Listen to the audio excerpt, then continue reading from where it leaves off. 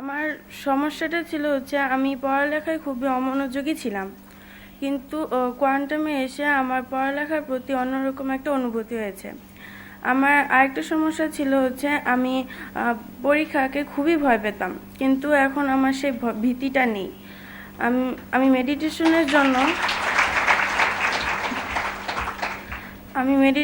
জন্য অনেকটাই আমার এখন ভিতরে একটা সাহস এসেছে যে আমি এখন পারবো, আমাকে পারতে হবে, এবং আমার এখন জীবনের লক্ষ্য হচ্ছে প্রথম হওয়া। এবং আমার যে ছোটদের ভিডিওটা দেখে আমার মনে হলো যে আমাকে প্রথম হতেই হবে। সবাই পারলে আমি কেন পারবো না, আমাকেও পারতে হবে। আমি অনেক অমনোযোগী একটা ছাত্রী, মানে আমি পড়তে বসলে মনে হয় যে অনেকক্ষণ পার হয়ে গেছে, কিন্তু দেখতাম যে মাত্র 5 মিনিট গেছে। ফেসবুক, টুইটার, কুইপ, স্কাইপ যতগুলো সোশ্যাল মিডিয়া ছিল সব কিছু নিয়ে ব্যস্ত ছিলাম। আমার ট্যাবলেট, ফোন ভর্তি হয়ে গেছিলো এসব অ্যাপে।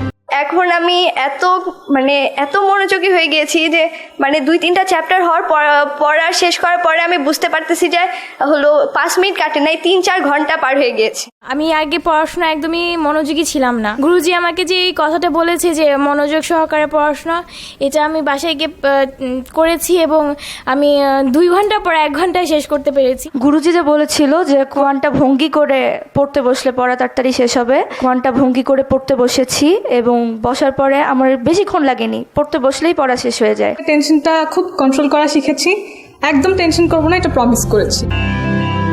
এমনকি মেডিটেশন করার ফলে কোর্সে আসার আগেই শুরু হয়ে যায় তাদের পরিবর্তন। আকুতি যোগায় কোর্সে আসার।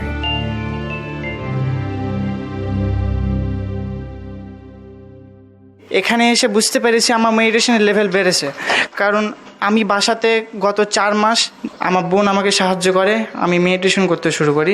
আমি প্রতিনিয়ত প্র্যাকটিস করে যাই এবং আমার প্রত্যেক দিন পড়াশোনার লেভেল বাড়তে থাকে। অবশেষে আমি আমার প্রথম সাময়িক পরীক্ষায় প্রথম স্থান দখল করেছি। 2014 সালে আমি সাদাকায়ন এবং আলোকায়নে যেতাম। গুরুজির বিভিন্ন অটো সাজেশন আমি শুনতাম, তার মধ্যে আমার একটি অটো সাজেশন খুবই ভালো লেগেছিল। সেটা হলো মানুষ যা বিশ্বাস করতে পারে, যা ভাবতে পারে, তা অর্জন করতে পারে। আমি তখন ক্লাস 3-তে পড়তাম, আমার রোল তখন 31 ছিল।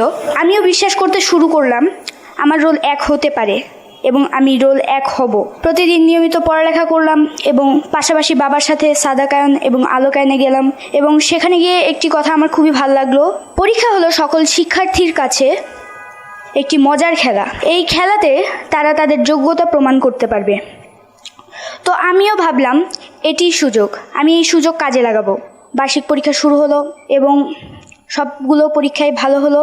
ডিসেম্বরের 27 তারিখ হেডমাস্টার ঘোষণা করলো আমি 4র্থ শ্রেণীতে ক্লাসে প্রথম হয়েছি। গুরুজির কথায় বিশ্বাস করে আজ আমি ক্লাসে প্রথম হয়েছি। আমি এখন বুঝতে পেরেছি, আমি উপলব্ধি করতে পেরেছি, এবং আমাকে এই উপলব্ধিতে আমাদের গুরুজি আমাকে সাহায্য করেছেন। এবং মনোছবিতে আমি এঁকেছি যে যেন দেশের একজন ইউনিভার্সিটি প্রফেসর এবং আরেকটু দূরে গিয়ে যেন একজন জাতীয় অধ্যাপক হতে পারি। আমার মনছবি সুদৃঢ় হয়েছে যে আমি জীবনে ফার্স্ট হব, এটা আগে চাইতাম।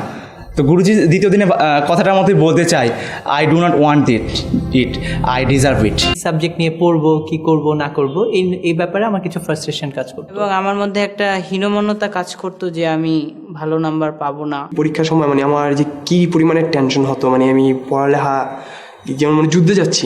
আমি মনোছবি দেখে অঙ্কে সত্যি A+ পেয়ে গেলাম এবং আমি জ্যোতির্বিজ্ঞানী হয়েছি এবং জ্যোতির্বিজ্ঞানী হিসেবে আরও সামনের দিকে এগিয়ে যাওয়ার কাজ করে যাচ্ছি।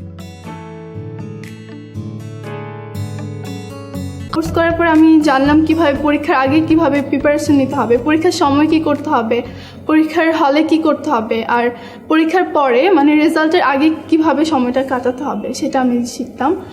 আর পরীক্ষায় যে একদমই অবহেলা করা যাবে না সেটাও শিখলাম।